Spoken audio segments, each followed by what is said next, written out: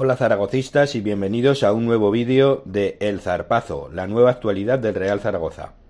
Hoy comentaremos que el Real Zaragoza ya tiene nuevo entrenador en la persona de Juan Ignacio Martínez Jim y que Iván Martínez vuelve al filial.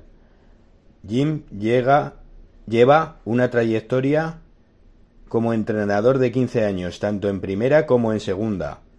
Ha entrenado al Cartagena, Alcoyano, Salamanca y Albacete en segunda, y al Levante, Valladolid y Almería en primera, y después en China y Kuwait. Ahora toma las riendas del Real Zaragoza, puesto por Torrecilla, con quien mantiene muy buena relación desde hace muchos años. Esperemos que les vaya muy bien, porque su suerte será la de nuestro Real Zaragoza y buena falta le hace.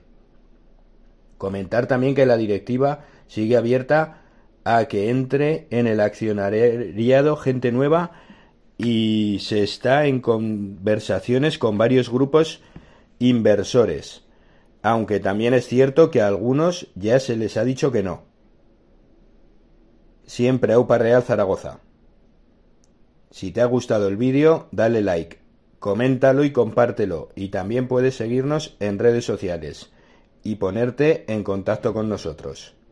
Nos vemos en el próximo vídeo.